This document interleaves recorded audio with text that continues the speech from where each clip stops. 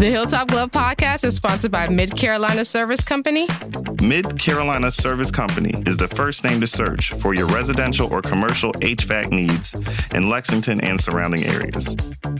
Just go holler at Jason and Clint. They'll hook you up on the air conditioners, on the restaurant equipment, refrigerators, refrigeration, ice machine repair. They've been doing this for years. I know them cats forever.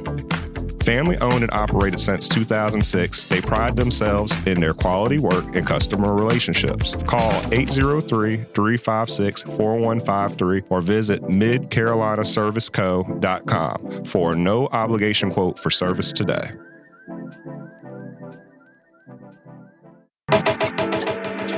The Hilltop Glove Podcast is sponsored by True Brilliance Entertainment. True Brilliance is a production, promotions, and management company dedicated to connecting artists and producers across the Carolinas to music industry professionals. Several of their clients have placements both domestic and internationally as a result of their services. Are you an artist or producer looking to build meaningful relationships within the music industry? Then True Brilliance is for you. Check them out at paramilitary.com. That's spelled P-A-I-R-A military.com. This episode of the Hilltop Glove Podcast is sponsored by Bob's. Bob's is a Columbia-based retailer of over 100 Black-owned products from 20 Black-owned businesses. Bob's offers a wide range of items from household cleaning, cosmetics, and everything in between. With every visit to Bob's, you support Black-owned businesses, giving them the opportunity to grow and establish connections with our community. Bob's is located inside the Noma warehouse at 2222 Sumter Street in Columbia, South Carolina. Visit their website, weshopbobs.com for in-store pickup or to find out more. Bob's can also be found via social media on Instagram, Facebook, and TikTok at weshopbobs. When you stop by, tell them the Hilltop Glove sent you. Bob's brings quality Black brands to the Columbia community. The Hilltop Glove Podcast is sponsored by Red Rooster Sports Bar and Grill. Red Rooster is your neighborhood bar and grill serving the best wings, burgers, and baskets in the Met.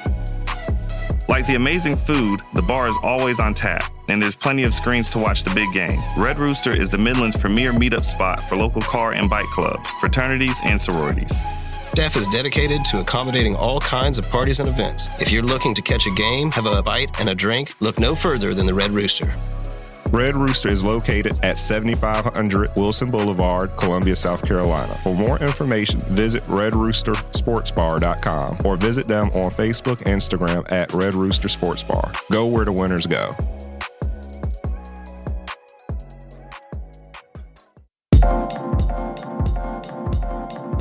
Welcome to the Hilltop Glove Podcast. Welcome to the Hilltop Glove Podcast. Welcome to the Hilltop Glove Podcast. Welcome to the Hilltop Glove Podcast.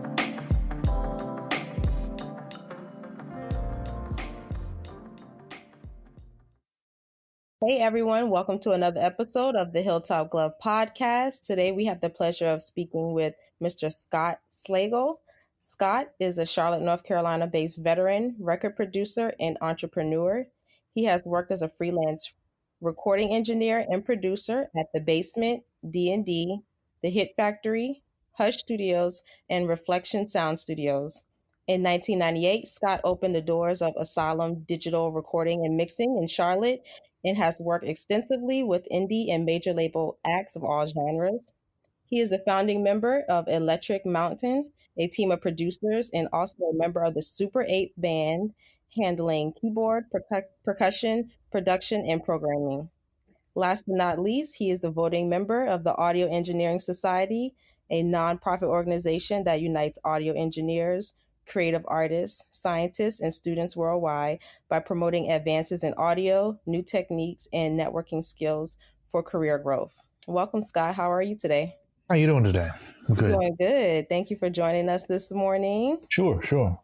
So we know a little bit about your background, but can you tell the people, where did your interest in music actually begin?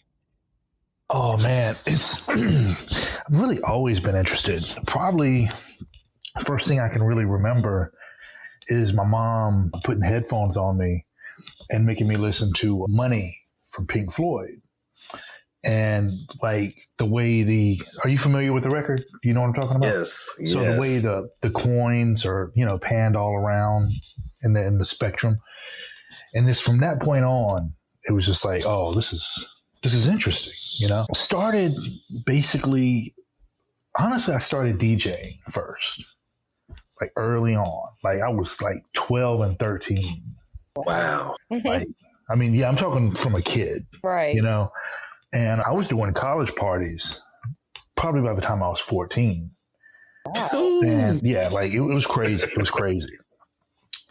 But just from that, just learning about, as I'm playing these records and listening to this music and just kind of growing up with it in real time, like, sampling technology and so on and so forth. I started, excuse me, getting into those records, where it came from. So, you were hearing like James Brown loops and you kind of just veering off into this, and excuse me. Hold on. Give me 1 second. I'm at home, so I got interruptions, unfortunately. You're fine. You're fine. But yeah, so basically just loving that music and growing up with it and just really just gravitating to the sounds, is how I was like, how do they do this? How do they make this? And just the different techniques involved, and started getting into production really while I was in high school. So coming out of high school, just really, really started, I started buying gear and traveling and just meeting people and making connections. And, one thing led to another. I ended up being an assistant and then a tape operator, basically editing and cutting 2-inch tape in a corner in larger studios. They'll stick you in a bathroom or whatever, Oh boy. No, it was wild. It was definitely been a grind, but I feel like I had, really kind of like perfect timing the whole time, because, in the late 90s, when I was really ready to, start my own thing, it's when digital technology really started growing. So instead of having to have, 48 tracks of tape and a large frame console, I was able to start with a DAW and a smaller console, and we could do, at that time, and you couldn't really do much more than like 16 tracks at a time digitally, just because of computer limitations and so forth. But, it was the perfect time. So I was able to go right into it. And, I've been here almost 25 years since then. So, yeah. So, of course, getting interested in seeing how long you've been doing this and working on this. Of course, musicians, y'all have trained ears, man. Certain sounds jump at you. That's why you pointed it out with Pink Floyd, with money, with the coins moving around. Like, you start to have a love for that type of stuff. Sure. That ear magic, right? Mm-hmm. At what age did you decide to take it more seriously? And it seems like you started extremely young. Really, I did. Yeah. Yeah. And that's kind of why I know I was kind of rambling, and I'm trying to put a lot into like 2 minutes. So it's kind of hard. So you gotta, you're better at this than I am. So just guide me and reel me in. Reel me in when I start rambling. Look, Scott, we ain't got nobody else after this. So you can talk for 2 hours. So yeah, you're good. Yeah. So yeah, just like, because of course we know your background. Of course, my brothers told me about you. I know who you are. I've looked at your stuff, but we want our audience to really get a feel and know for who you are, because we respect your abilities and what you do. And we want other people to understand, like, how do you become one of these folks? Because the cool thing about this show is, it's always like to tease, it's about adulting properly. Like, how do you take a passion and a love like what you had and turn it into an actual grown, quote unquote, adult business and run it properly? Like, and especially as being a producer, because, Kevin and I, we all work on music, and it's hard to stay focused at that over years of change and new styles and whatnot and learning new techniques. So like, as a producer, like, how do you separate yourself from everybody else? Because this craft there's lots of duplicates in this craft. Yeah. And you have a couple of very good questions in there that you got to cover each of them. But as far as like how to get started, Yeah, as a producer, like it's a hard thing to do. Like people don't think about that. I mean, I think honestly, the best thing you can do is you got to be around people that are better than you. Mm. Do you know what I mean? Like, not being around, you got to push yourself, because if you're around people that are, under where you are in whatever particular craft, right? Like you're not gonna grow, and people are just gonna be, oh, that's great. But you got to have people that beat you up. And how did you get in those positions where you were getting beat up? Because, like you said, of course you're in there cutting that tape in the back of the room. Luck. Luck. For me, Yeah, I've been lucky. I think I'm very lucky. And I was just in the right places at the right times, around the right people. For so many different points in my life. Like seriously, So how did you get into the first like large format studio that you've worked in? I gotta know this. No. I mean, like, okay, so production used to be very different than it is now, right? So, like, how plenty of artists, and people are able to work on things at home. Mm-hmm. They're able to like compose beats or music or whatever. You have synths with sequencers. You have computers, and none of that stuff existed. Right? You gotta let our audience understand that. Yeah, no. Like sequencers were like very, very rudimentary. Like you didn't have the capabilities to do what you're doing now. Like if you listen to like R&B, like an R&B record now and an R&B record from like the early 90s, right? Mm-hmm. Technically, the style is still very similar, because the sound of the technology hasn't changed that much. But if you listen, like, because we have like sequencing and the way you can just like drag and drop things now, compositions have gotten way simpler.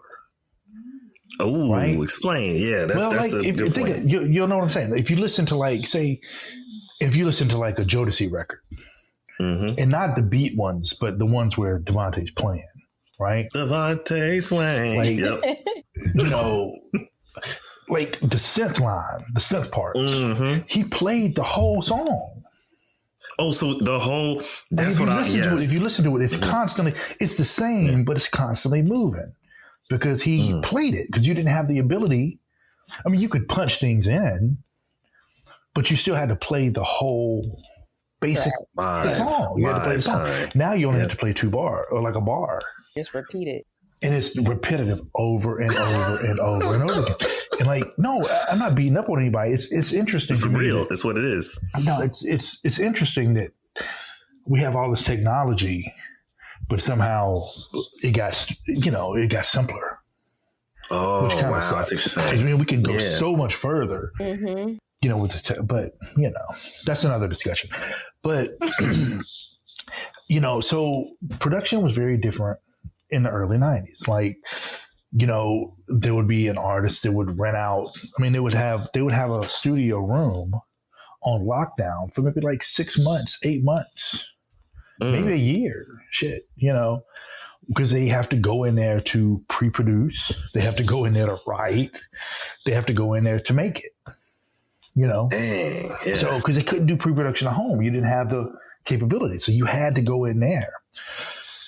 But of course, people aren't in the studio, 24 hours a day. Right. So, I was able to go. My first experiences were going in, on other people's budgets. Right? That's smart. All right, go ahead. No, and that's what happens, Yeah. And one of the more contemporary examples of that everybody knows the story is like Kanye West's College Dropout. Like he didn't have a budget to make that album. He just made it while he was there. He made that album off Jay-Z's budget in the off time. You see what I'm saying? That's smart. So he was going in just doing it, and so it's the same kind of scenario. We were doing that. So that was my first experiences, and I found out I loved it. I was like, oh, I love this is this leans into, my technical interests. I'm not necessarily, the financial part was also a big thing because it's like, I'm not dealing with speculation as much. Okay. Like, will this thing work or will it not work? Will we ever get paid for this? Like, it's like I'm on the front end of getting paid, Yep. and it's like, okay, this can be something. And timing was perfect because like had DAWs not, started to evolve, like I wouldn't have been able to do it because there's no way I would have been able to afford a large format console and 48 tracks of tape. It wasn't going to happen at the time. Ironically, now I can, but like, you got a dope setup, by the way. And I do have a large frame console now. Yep. All that shit. But so my timing, like I said, my timing was perfect, and we were able to get into that, and it just worked. Wow. Now, were you more interested in the creation of the actual like music or the editing of the music? Ooh, man, I love both. Oh, explain. All right. So, when did you start making? I love to help produce people in the real meaning of the sense, like not necessarily like making beats for rappers so much, but like, getting in the room and working with somebody. Like I love that. There's nothing better than that. Can you explain how you do that? Yeah, I want to know, like, how do you get people to relax and then be their natural, authentic self? How do you pull that right there, though? You said it. Like your natural, authentic self. Everybody's just got to be 100% real, And like, there's a lot of psychology involved. People have to relax, and you have to just take the edge off. I try to do it with humor sometimes. You know what I'm saying? Just get people, works. You get people to shrug their shoulders off a little bit, but just with over time, you get the experience to know how to read the different situations and what somebody's going through. And, you just get better and better with practice at that, but there's no shortcut around it. You're not going to just happen to be great. I mean, it takes, repetition. Do you have any examples of your early attempts that failed at you trying to help produce somebody? Oh, we're not going to talk about that today. I mean, there was plenty of things that I wasn't ready for. Okay. And, thankfully they didn't, crush me, Yeah. in my whole, thing. But, I think that, again, like I said, my timing has always been good. I do believe, like, I know it's kind of vague, but I think I've always been exactly where I was supposed to be. And like, I just continue to feel like that. It's just weird. Yeah, you feel very in tune with yourself. I try to be. Yep. I have a quick question. Is there a certain like thing or mark that takes a Scott Slagle production? You can say, all right, that's Scott. He did that, as opposed to somebody else. Ooh, I don't know. You'd have to ask somebody else that. We're gonna have to listen to a couple tracks and be like, all right, there it goes. That's it. No, I mean, I know what I think. I know. What do you think it is? Like, what is something that you lean on more than others? I've always been very proud of my drums. Ooh, like, go ahead. I know you've been cultivating that pack of drums. Oh man, I got. I am proud of my drum sounds, and the way I approach it may be a little different than some people. And then, the flip side to that, it's been kind of a challenge lately because, the move right now is no drums. Yeah, no, seriously. Yeah, just like letting the vibe. No, it's just like, it's just like they're just running a sample. Yeah. And it's no fucking drums. There's nothing. It's absent music. So that's been a challenge. I did one record and there was no drums on the whole joint. And but it's doing well. It's doing real well. It was produced by a guy named Navy Blue in New York. But yeah, there's no drums, so there's no transients. It doesn't bang, it doesn't hit. Yeah. It's just loud. That's wild to It's think, but that's wild. that's the difference in the style, like the sound and stuff. Like, and that's another thing. Being in the world, you have to keep like staying abreast and current. Yeah, like how hard is that? Yeah. See, that was another part to the original question that she asked, and I was like, yeah, there's a lot of parts here. The thing, like, that's hard for a lot of people. That's really, really hard for a lot of people. Like, I read somewhere, and I think I don't want to misquote it, but it's like it was something along the lines of the musical growth you had up to your year 22, until when you was 22 years old. That's where you stopped growing. I mean, that's terrible. Yeah, if that's true. I mean, like, true. It makes sense because people kind of, stick to that era. Like, whatever they were at when they were 22, that's where they're at. Yeah, that kind of sucks though. And I think the thing for me is, like, because I love sound first, right? Like, because I hear. Well, I'll go back to that. But because I hear sound first, I'm always searching for something else. And I think that's basically why I'm able to stay relevant. It's like a Miles Davis. That's how he was. He just wanted to push sound. He just liked sound. Yeah. And like because of that, I can kind of hear the thing, in anybody's style. That I like. Like, a lot of people hated, like, when the turn up auto tune era started happening. Yeah. Yeah. But no, the energy in these records is insane. It was good. Right. It was. I mean, it was live. Off the charts. Off the chart energy. Like, what was the one? The Bugatti one? Yeah. I woke up in that. Come on, man. I mean, come on, man. Come on, man. Like, that's hard. You need some motivation. Yeah. I mean, that's it, Mm-hmm. And so I listen to things like, excuse me, I don't listen to lyrics as much at all.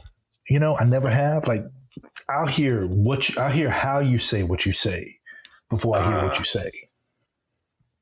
Right? The energy behind it. I hear the emotion, the energy, and the pattern. Mm-hmm. I don't know what you might be saying. Like, it's always been like that for me, right? But, like, the minute the song comes on, I can feel the way it feels. You know what I mean? And it's like, just trying to harness that. And, like, I think that's the root of all, good music. Like, of any genre, that's the key. So once you break it down, yeah. So I think being able to see that and understand that and just let things be, instead of being what I want them to be, but just let them be. Forcing it. Yeah, I think that, I think that's what allows me to, have continued to grow and change and understand different technologies. And because I grew up, like, my career started smack in the middle of just, like, everything changing, So, I mean, everything has changed, like, so many times since 92. Started flipping quickly, yeah. Like, it's flipping so quickly. Like, if you're not paying attention, I mean, damn,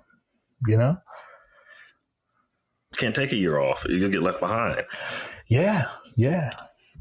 I mean, even though we was all dealing with COVID for we were forced to take a year off. Yeah. So, take a year or two off, chill at the house. So that was the best thing to be honest, that's another conversation too, but that was, like, one of the best things that ever happened to me.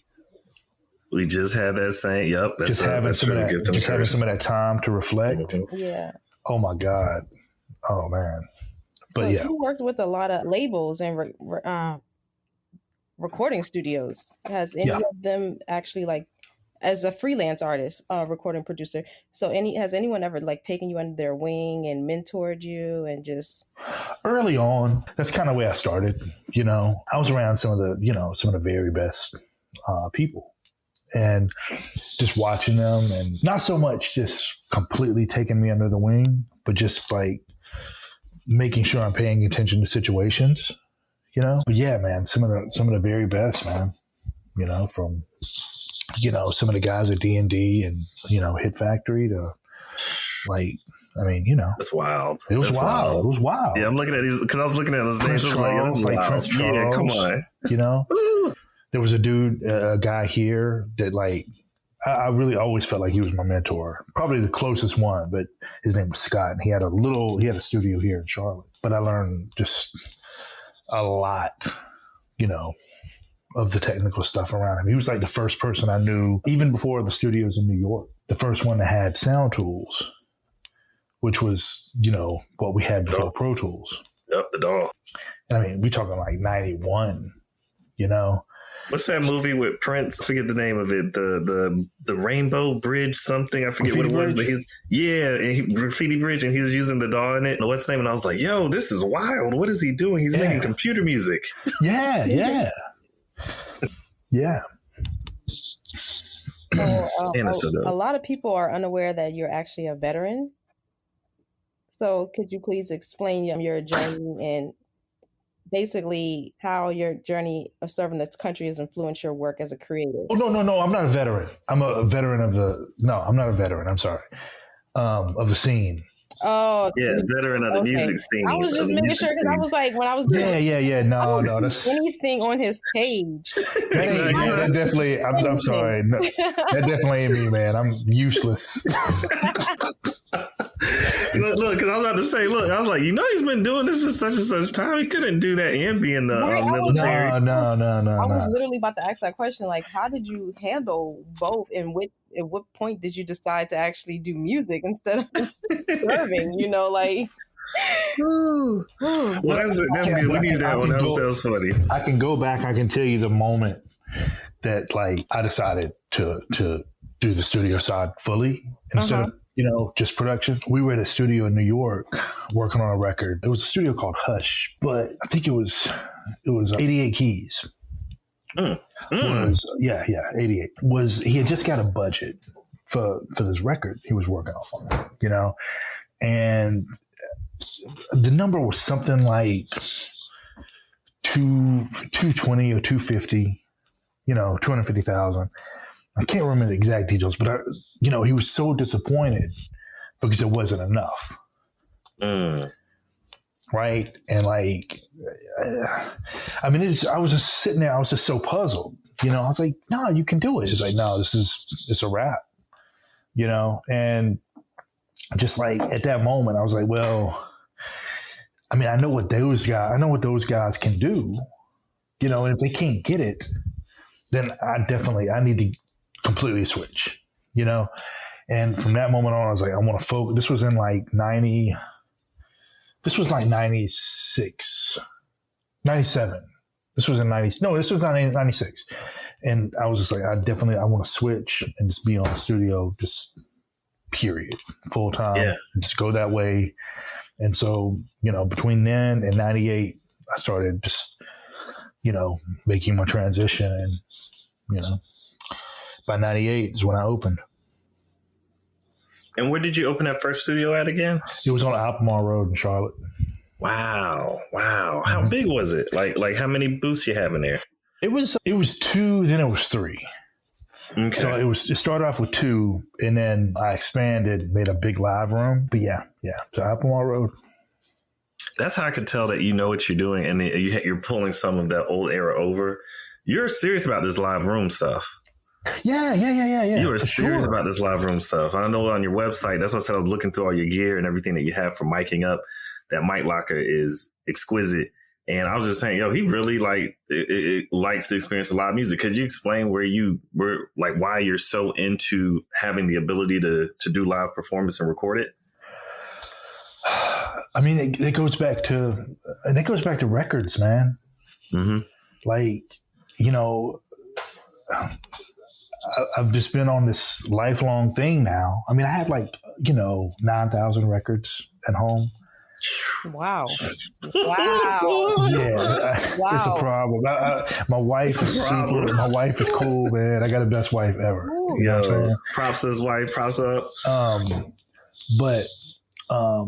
No, it's everything that I do is sort of informed by the sounds that I grew up listening to. Mm-hmm. Do you know what I mean? Like, I think music should sound like this, and so just, the challenges in the journey of trying to get there, Mm-hmm. Like I want my horn, like I want drums to sound like this. This is what we love about drums, to sound like this. Or this is what I love about bass or horns or vocals. Yeah. Things like that. This that's a producer mindset, right? Yeah. You ain't not lying. Like, how do you, like, something I know when we're talking, this is getting like the nerdy stuff, like your sound forming, like how you form your sounds. How has that changed over the year, like since 98, like till now, like how you form your sounds? Because I know you've been putting together your drum kit for a while. So how? It's so different, man. Like technology has changed so many times. So what would you do back in 98? Like when you're editing and pulling drums, like what programs did you use back then? Shit. I started putting together samples in like 89. Good gosh. Yeah. So like my first sampler, like I had a Korg DSS-1. Wow. And this weird little Alesis I think MMT8 was like it was a sequencer, but it was so rudimentary and like hard to use. I couldn't, it was terrible. It just nothing worked. But it was the one that Primo says he used it on the very first Gangstar record.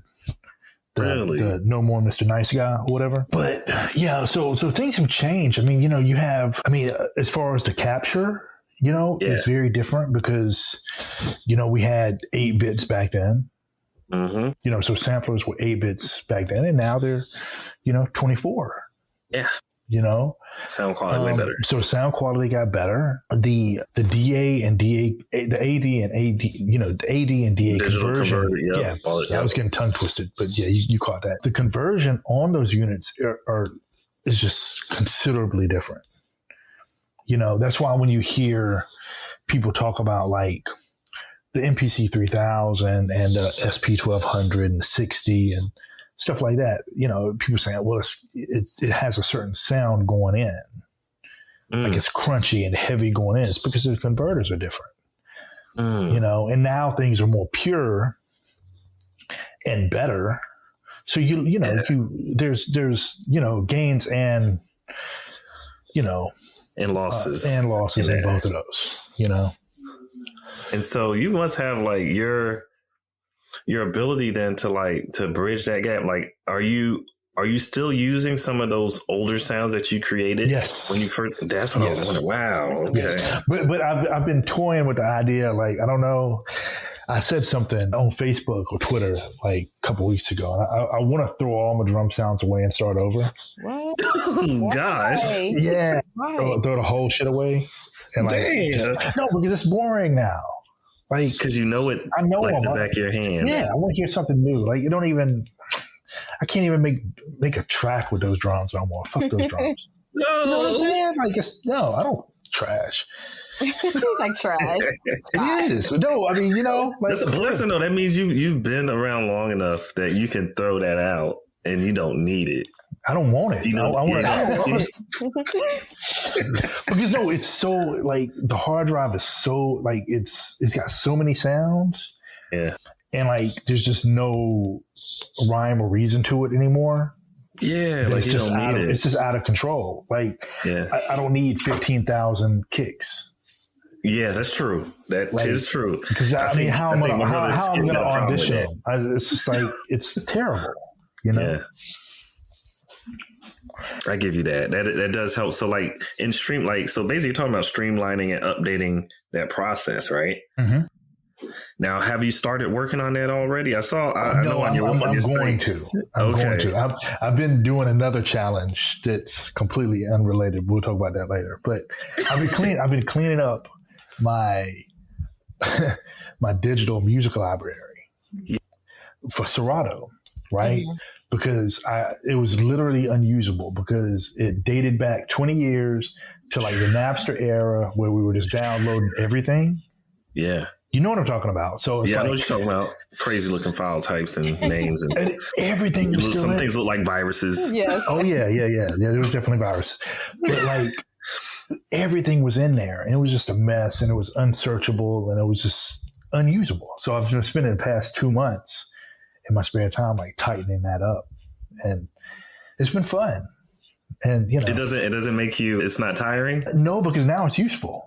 So now I can use it. Now I can go out and like I can play a set in Serato, and it'll be fun instead of a pain in the ass. Like I looked that day. Yeah, it's not bad. It's good now. Yeah, it's good now. Yeah. So it's the same thing with the drums. The same thing. I'm gonna go through it, and I'm sure there's duplicates with different names, and like I just got to figure out a way to clean it up and tighten it down and start over. Do you have a favorite DAW to use to produce music with? I use 3. I use Logic, I use Pro Tools, and I use Sequoia. And what's the last one called? I never heard that one. Okay. Sequoia they use in a lot of mastering environments. Okay. That's what I was about to ask. Is there one that's better for mastering than just music creation? Yeah, it would be that one. Sequoia. Yeah, and it shares a lot with Logic. I figured it would. At one point, they kind of had the same developers right before Apple bought Logic. Because people don't know that's what they basically stole that. Switch, take it with them. Well, no, they bought Logic so they could make GarageBand. Oh, yeah, okay. Yeah. So GarageBand is Logic. It's just stripped back. Mm-hmm. So it's easy for quote unquote, just regular people. Anyone. Mm-hmm. It's a very workman kind of thing. Yeah. But Logic has been around forever, Yeah, it's old. It's old. It goes way, way, way back. But the thing about Sequoia is like you can do authoring and you can do layouts for an album, And so it's very useful like that. And you can do it's got object-based editing that's awesome. But they all have things that they, pluses and minuses. So you use them and you use them in tandem as you need them, right? Yes. Okay. For creation, Logic is better. Like it's better, right? If you're definitely composing music, you know what I'm saying? Mm-hmm. Logic is probably like by far.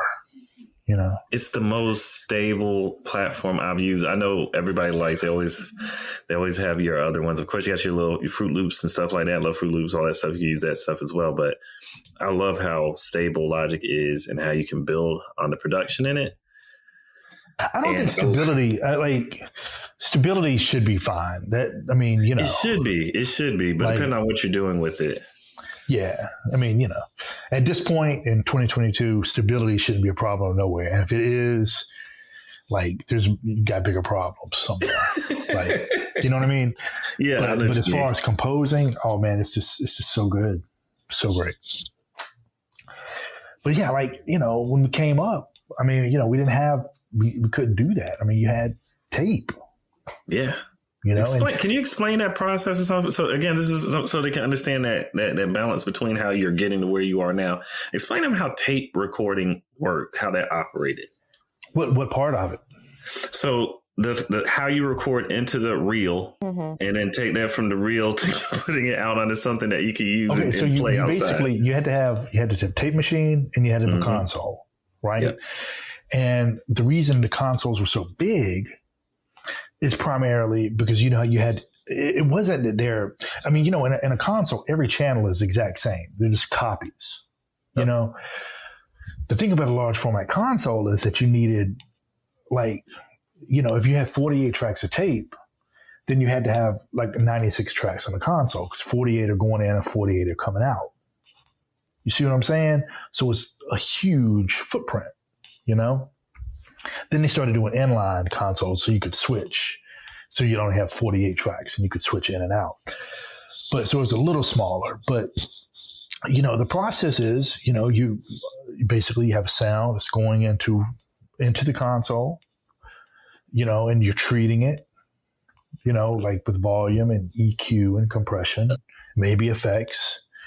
And you print that to it's going through that into the tape. And then the playback from the tape is coming to a new channel, so you can monitor it. It's expensive. It's heavy. For 30 minutes of tape, depending on the speed of the tape machine, the tape can be roughly 15 minutes or roughly 30 minutes. of music on one tape. One tape right now is like $400. Ooh. So you're talking like $400 for 15 minutes of tape. You know, it's expensive. Yeah, it is. I mean, just even on that, I mean, just like that's a lot of money. You know, because people are used to having a flash drive in their pocket. Right. At this point, Everything on it. with 128 gigs, they probably will contain their whole musical output. And can you explain how it gets from the tape to a source that you can play outside of a reel to reel? Through mixing. So like the same thing, it's the same situation as a DAW session, right? So like anything that you have up in Pro Tools, you know, you have your beat, you have your, you know, your vocals, your ad libs, whatever. And basically the tape machine acts as it's the same thing as the DAW. It's just not intelligent. So, but what I mean by that is like, you know, it doesn't do anything extra. It doesn't cut itself. It doesn't turn itself up or down. You know, it's just records and plays back. Everything is on the console. And if you need to edit something, like say if you make a flub, like timing wise, like on drums, you either re-record it or you edit it. So you would literally cut the tape with a razor blade, say it, and tape it back together with tape. Literally, yes. That's why. Yes, this is an amazing process. Wait, what? Yes, that's where cut and paste comes from. Like it's a real thing. Yeah, it's a real thing. Yeah.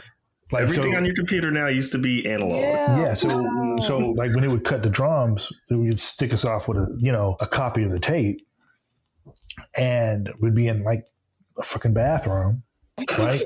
And basically cut it, marking the pieces of tape, cutting them, taping them to the wall, and then reorganizing it together. Oh my goodness. Yes. Yo. I would have loved to see that. I mean, I'll send you some, Kevin, I'll send you some clips of things like that so you can see what I'm talking about. Because it's real. Yeah.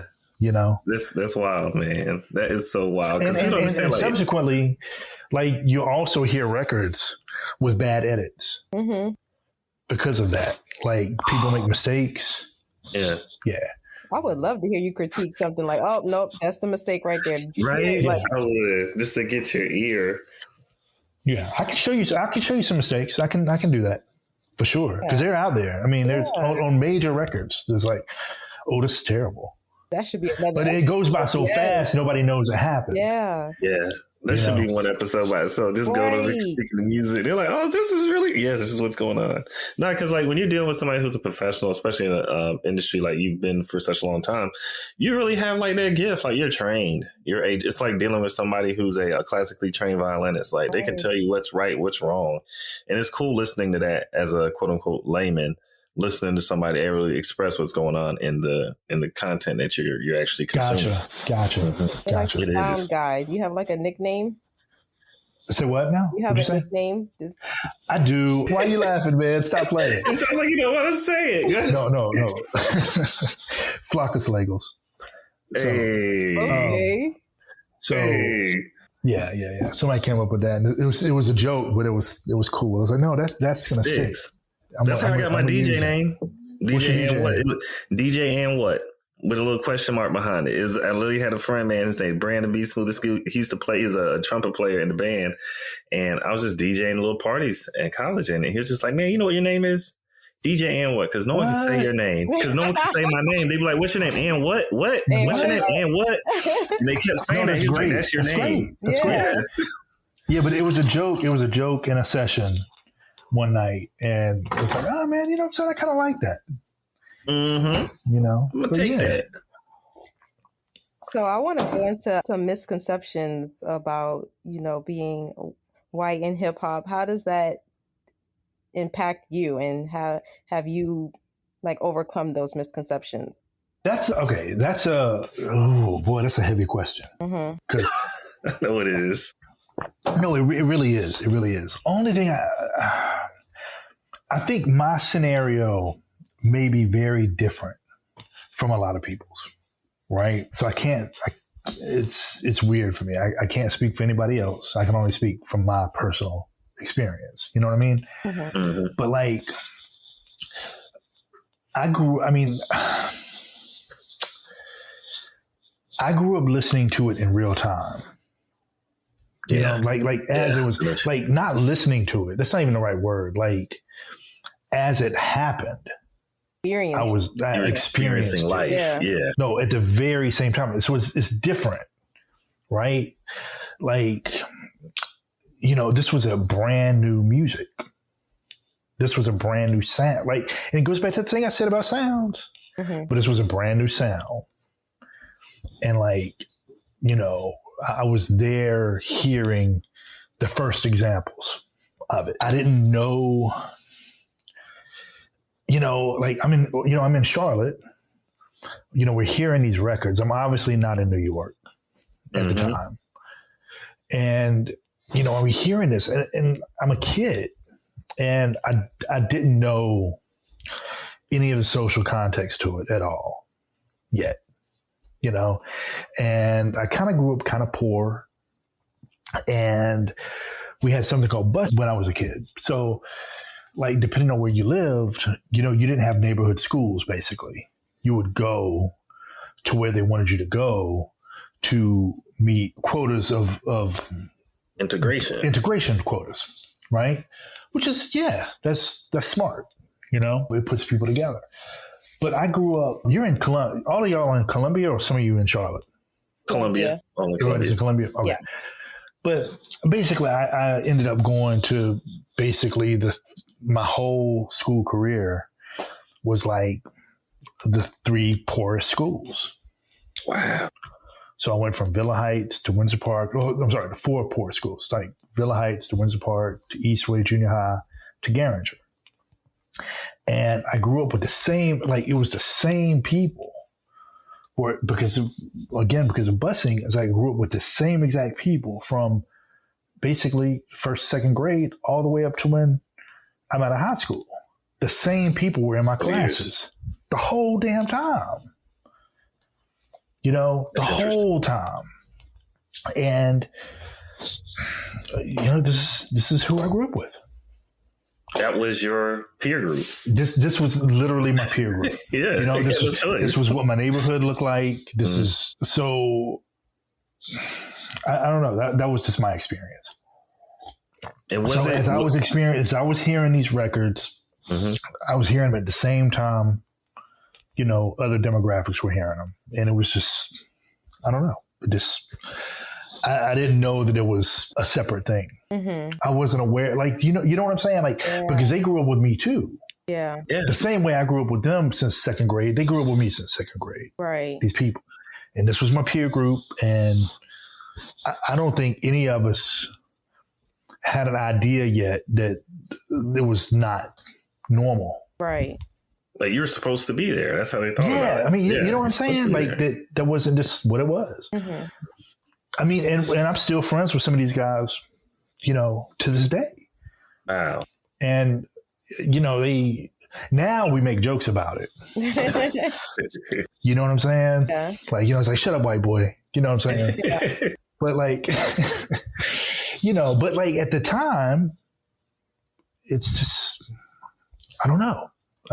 What about the hip hop culture appealed to you the most? Was it the sound or the influence, the culture, the style? Well, at the time, it didn't have influence. Right. Yeah, that's what makes it crazy. You chose it beyond that. It had culture, but it wasn't the culture yet. Mm-hmm.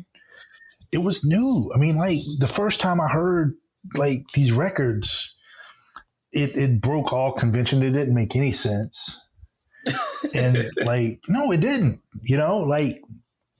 And I like Run DMC, Daryl and Joe. Mm-hmm. Do you know which record I'm talking about? Yeah, Crush Groove 3 or whatever. Yeah. But like those drums are so hard. Yeah.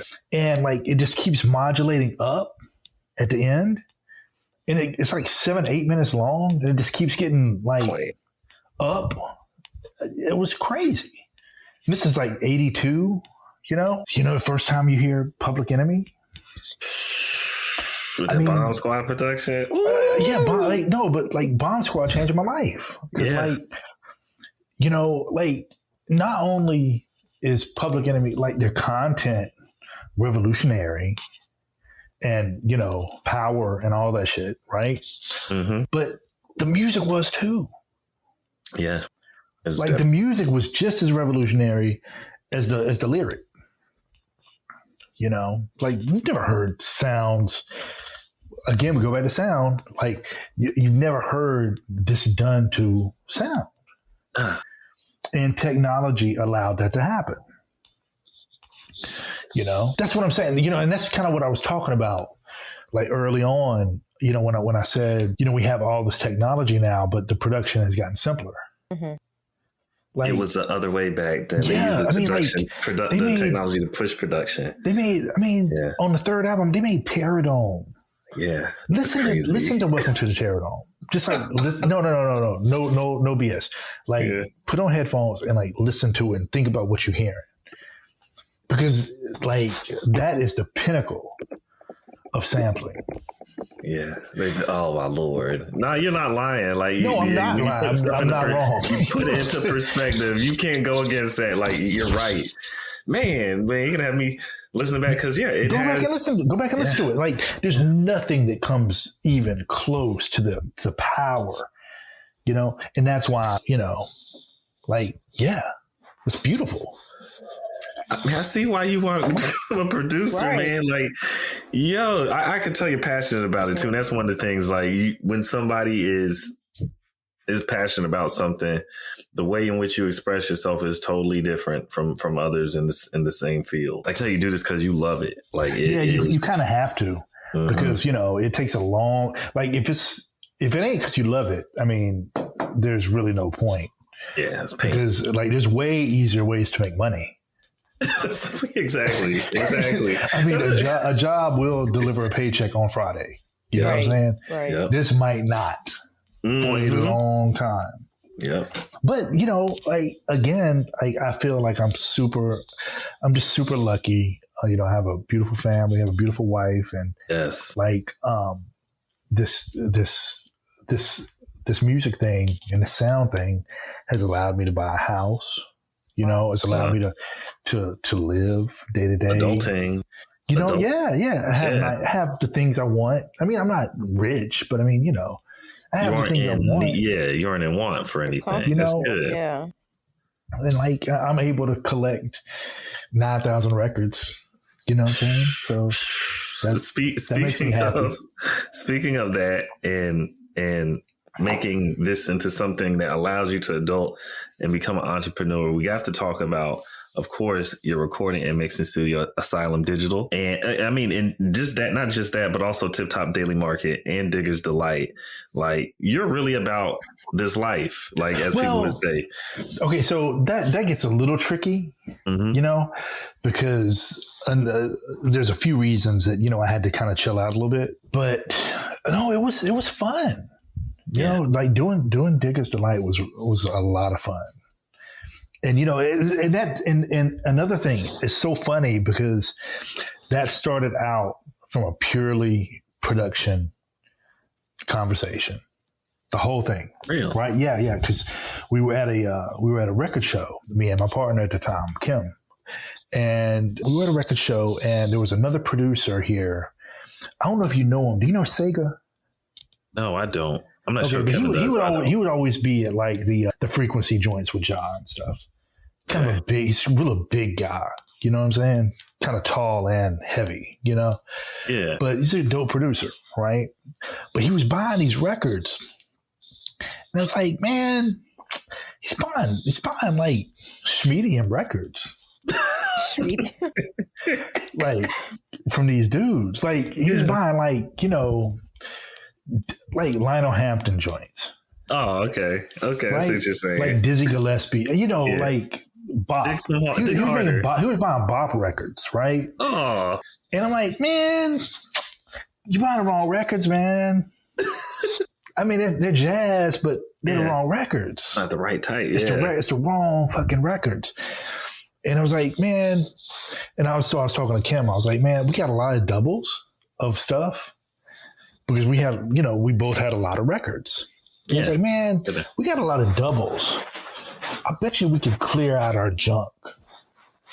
You know what I'm saying? And like start doing some pop-ups and get rid of some of these, you know, refine our collection a little bit. Yeah. And then people started trading that stuff. And then we organically, they just organically? Yeah. So we started doing like, we did a trade thing. We did an event and it was I forgot what we called it. It wasn't Digger's Delight yet, right? But it was a crate trade or something. I forgot what we called it. But it was basically, hey, come up and let's swap. Let's do a swap. Oh, it was the hip hop record swap. That's what it was. Hip hop record. Yeah, that's what it was. It was like, you know, producers come in. Let's just swap out records, right? You bring something good and just swap out, right?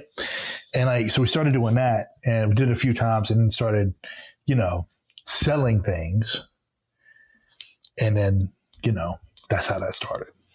That's so dope, man. And it was fun. It was fun. It wasn't forced. It wasn't forced either. No, came it up as a good idea. It was slow. But, you know, unfortunately, you know, for a few reasons, I'm not doing that anymore. But yeah. Understood. Could you explain to our audience what Tip Top Daily Market is? Tip Top is basically a bottle shop and snack shop in Plaza Midwood, and also with a record portion. Yep. So a ton of records. That's where I gotta go. I need to go there. I haven't been there yet. I apologize. I'm coming up there. It's really nice. So it's chill. Yeah. So COVID changed a lot of things. Mm-hmm. You know, so we were doing a lot of live events. You know, but of course that's kind of, you know, that all stopped. It stopped it. Yeah. You know, and you know, COVID happening. And then, like, I had a health scare in 2020. You know, those things kind of slowed me down a little bit. So I was like, I need to just focus completely on how I make my living. You know? I got to make some decisions. I can't be dial it back. I can't be doing all these little things. Yeah, because it's a lot. Because, you know, in 2020, at the end of 2020, I had heart failure. Oh wow, man! Yeah, I was almost out of here, man. Yeah. So, you know, I had to make some really hard decisions and just buckle down and focus.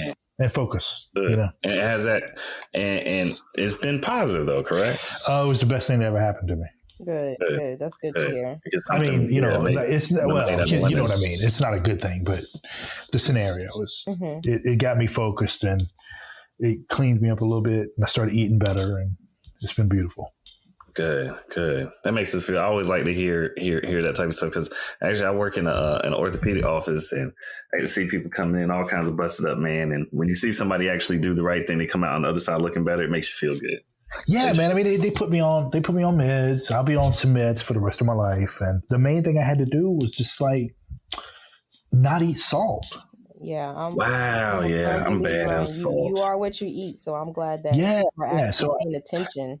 So I kick those things and just clean myself out. And it's been good. It's been good.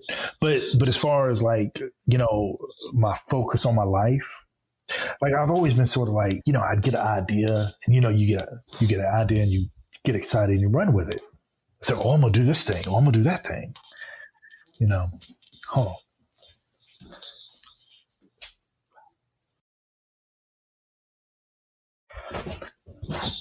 Sorry, my wife was talking to me. You know, you get excited about these ideas and it's like, oh, I'm going to go do this cool thing. I'm going to do this. But, you know, I had to focus and just like settle down and just like really just focus on the studio and just that's what I'm here for. So it's an excellent studio, man. Could you explain to our audience like the creation, the timeline behind creating that studio and how it's operating now? What do you mean exactly? What part? Like what year did you tell them what year you created the studio in Asylum Digital and how long has it been operating? 98. That's what I'm saying. It's still here. And it's still here. This is the third iteration right now. Started on Albemarle Road. I was there for,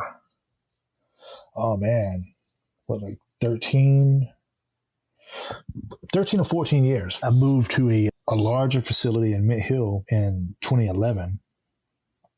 I was there for 5 years, and the building was sold, so I lost the lease on that. Shoot.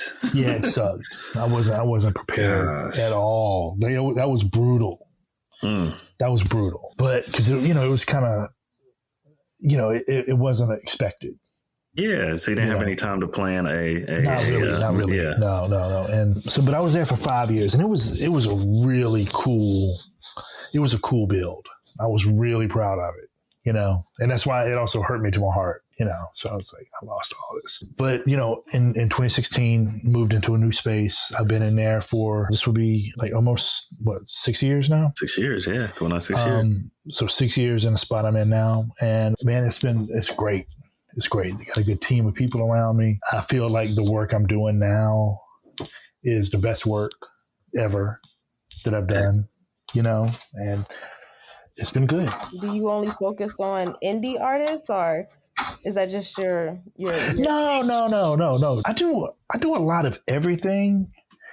Well, I do some of everything except really country. Country is really probably the only thing that doesn't really happen around here much, because we're so close to Tennessee too. That's what I was about to say. You just go to Nashville. Right. Yeah, you just go to Memphis or Nashville. Yeah, Memphis and Nashville. You're right, both. And but where was that again? Damn. No, you're. What was the question? I love it. We was just talking about the type of artist. Oh, you said, do I only do indie? Yeah. No, not at all. Not at all. That's a lot of what, a lot of what we deal with. I deal with major label clients. And a lot of times that happens, when they're on tour, people stop in, while they're, stopping to record something while they're touring. That's changed a lot during COVID. Yeah. Because touring is, very much stilted still. I did a lot of label stuff during CIAA too. Because everybody was here for that week and a half, Yep, makes sense. Not so much as a destination to record, because Charlotte just, we don't really have infrastructure like that here. You know what I mean? You're too close to Atlanta. Yeah. Yeah. So as far as, my day-to-day is people working on, either projects of love or, more like independent labels working on smaller records. Okay. And I have one more question before we start to wrap up. And this is something I always like to ask producers, like people who mainly people who sit down and actually record artists. How do you keep it fresh, right? When you have such a rotation of new personalities coming in, like how do you deal with all those personalities and still like maintain yourself as they go through the studio? I mean, that's kind of the answer to the question, because everything is so different. Mm-hmm. That's what keeps it fresh. Okay. Just the different, because so the fact that they are such varying personalities actually is the good it keeps point. You on your toes. Yeah, because like if you're not paying attention, you have to be paying attention. If you're not, then because none of this stuff, like what applies to one person doesn't necessarily apply to the next. That's why you have to have a lot of different tools in your tool chest. It's not so much of just like this isn't sort of a preset scenario. Yeah, you have to be prepared. You have to be prepared. You have to know. Be flexible. Yeah, really quickly flexible, because people are like they're understanding, but they're only understanding to a degree. They're not going to allow you. No, I mean, they're not going to allow you to just like BS around. Yeah, like endlessly. Like, what are you doing, man? Like, have you ever ran into an issue where you're working on something, editing? You're like, I need to stall.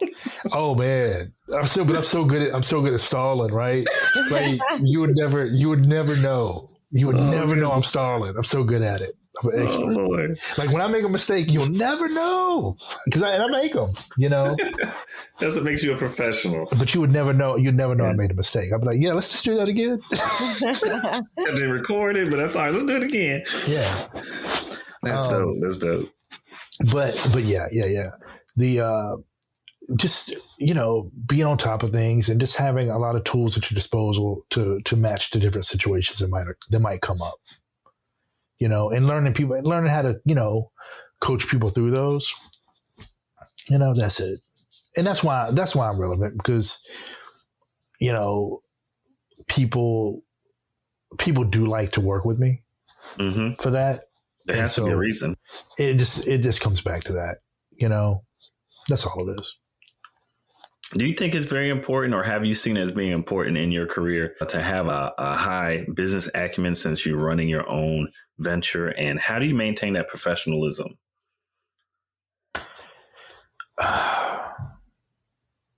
Okay, it's two parts to that. I don't know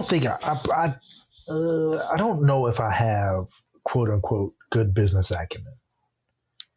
I don't know. That's what I was wondering, because sometimes it's hard for creators because your main thing is to make sure that you're doing what it is you're there to do. Yeah, like did I write a business plan? No.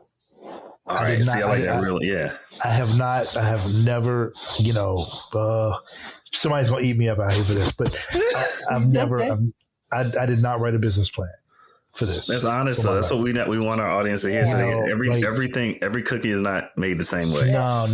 This is what I do. This is what I do. I'm not useful in any other capacity. I'm not useful. You know what I mean? Like, yeah. I don't have a fallback. There's no plan B, right?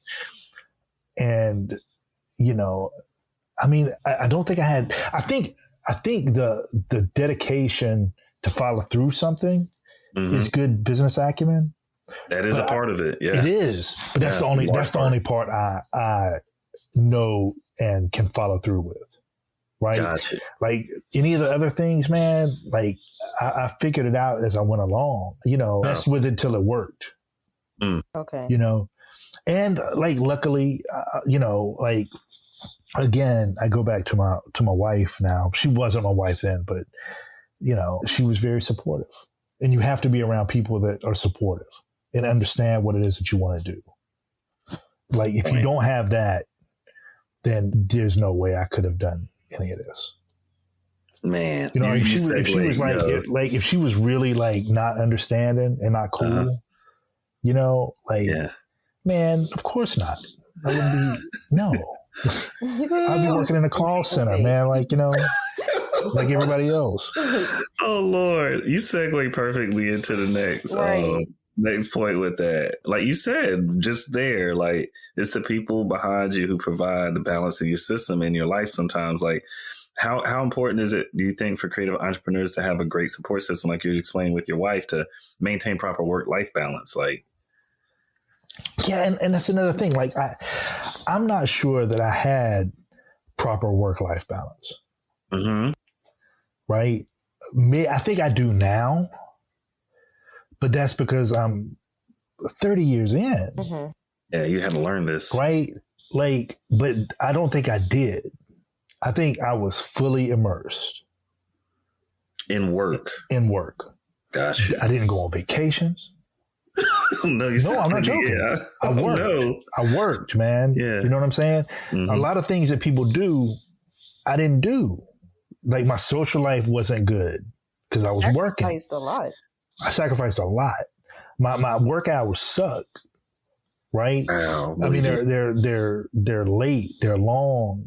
You know what I'm saying? Like, the stuff that other people enjoy, I can't even bother to even get started on, because like sports, for example. Yeah, you ain't got no time for that. No, it's not that I don't have time for it, but it falls in the wrong part of the day.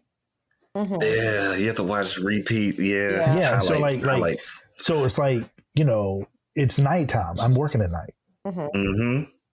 So, and then it's different later. You know what I'm saying? You've already seen the results. You know what I'm saying? Yeah, it's not. Like, it's not the same thing. Feel, you know? Yeah. So it's like things like, it's not like a movie, you know, where you can just watch it, you know, the next day. It's different. You know, it's meant to be consumed live. It really is. You know, so like things like that. I mean, it's like I miss out on that, man. But like the vacation thing and like certain things with the family, and you know, I miss a lot of that because I was fully immersed. But that's the price I had to pay. Yeah, well, I'm glad. And I'm fine. And I'm fine with it. I'm fine with it. You know what I'm saying? Like I said, I'm fine with it. Some people aren't fine with it. No, that's my point. That's my point. They feel guilty about it. Yeah. The fact that you. And so and like to be real, like, God. Okay, so like you got to be selfish. A little bit. Go ahead, creatives. It's a little bit selfish. It's a little bit selfish because nobody else is gonna, go down the stream. Like it's your dream. You know what I'm saying? So if you really want to do it, man, you have to be fully immersed. And that's no matter what it is that you're doing. Yeah. Any sort of art variation. Because nobody else believes. Yeah. You can't even explain this. Like, talking about this is so weird for me. It is. Yeah. Like I generally don't like to public speak, and I don't do a lot of these. And it's even talking about it's weird. It takes me a little bit to get started, But then once I warm up, I can roll, and it's like you feel more natural. Yeah, you did a good job. But yeah, man, you have to be a little bit selfish. It's like, well, I'm doing this because I want to do it. I understand it. Yeah, You're right. And it feels because it doesn't make sense on paper. Mm-hmm. No, none of what I do makes sense on paper, but it has sort of worked out. And like the thing about the hours, like one thing that would always, be frustrating to my wife is like, I work at nighttime. Yeah. So like I might be laying around the house during the day. Yeah. And it looked like you're crazy, but you aren't crazy. Yeah. But she's at work or whatever. She's like, but you're just laying around. I'm like, no, but this is my nighttime. This is my rest. Yeah. This is my rest time. Yeah. And so like that was like, something we had to, compromise. But, we had to compromise and get a real understanding of, Education. But yeah. So what kind of advice would you give a younger person kind of looking to do the same thing you're doing right now? Listen, like really listen, and like be around people that are better than you. Mm-hmm.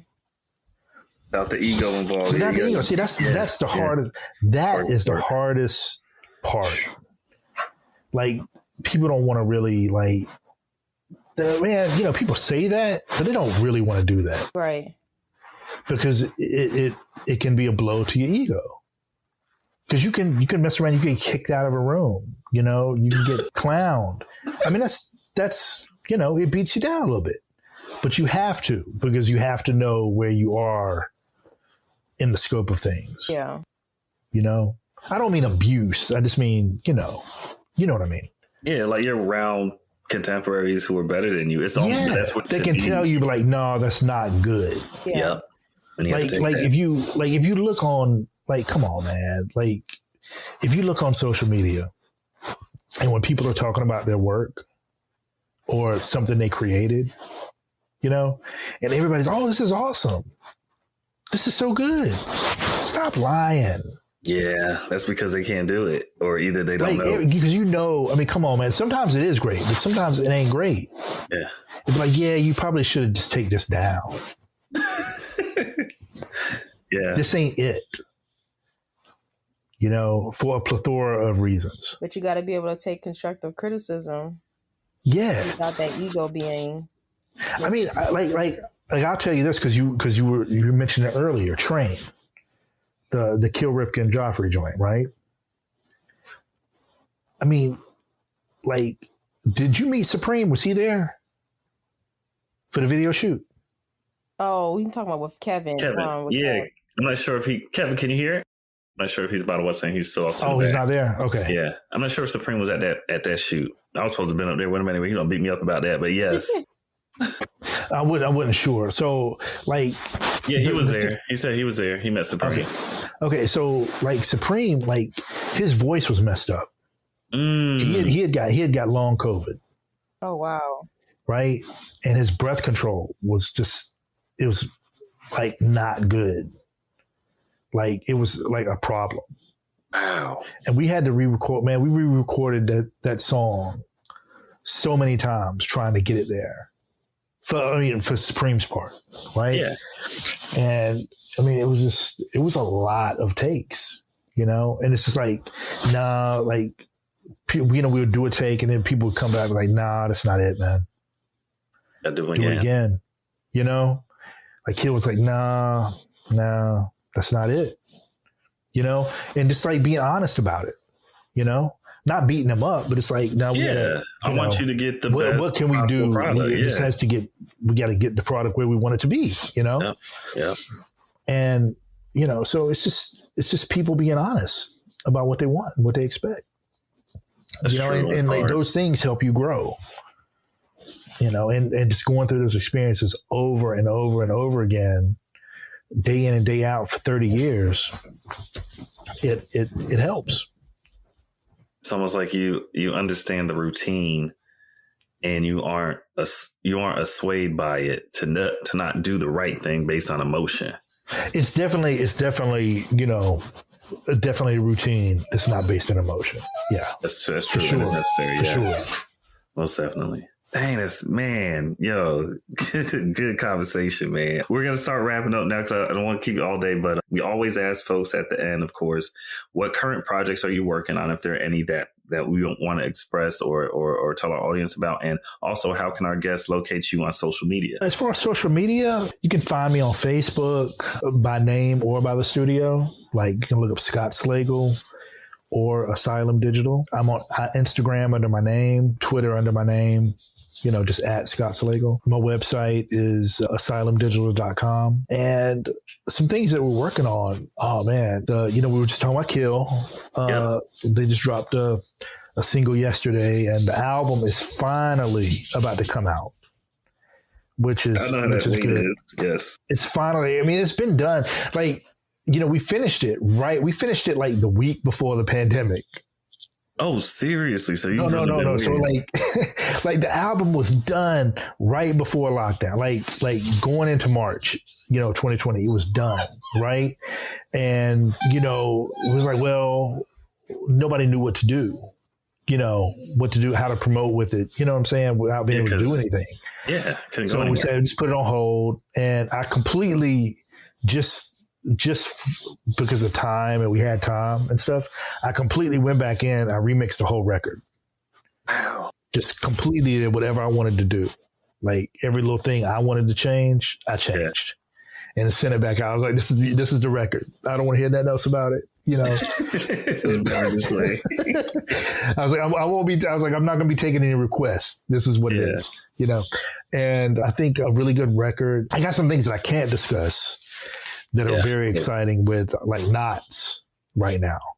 The producer Knots from VA. You got to keep us up to date on that. Yes. And it's somebody so I can't say yet, but it's so good. We're like halfway done, and it's on fire. Exciting. That's fire. Exciting. Lord Jamonti Agban, you can look him up on Spotify. It's a really good record, and he just keeps getting more and more write-ups about it. Complex just did a feature on him, which is nice. Been a Pitchfork a few times, but it's a good underground hip hop record. Been working on a few, jazz records. I just got a note from a client the other day that we did like an adult contemporary jazz record with. Uh-huh. And, he just was in Billboard for most added on jazz radio. Oh, wow. Be quiet. This is recorded at Asylum? I did his last project. You did his last project. This is the first single off his new project. Oh, that's cool, man. Congratulations. So it's been real cool. I stay busy, and, I have no complaints. Excellent. Well, Tamai, I'm going to let you close it out. Well, this was a great episode. I actually learned a lot. Yeah, right? I hope I didn't, man. I'm terrified. I'm never going to listen to this. So I can't.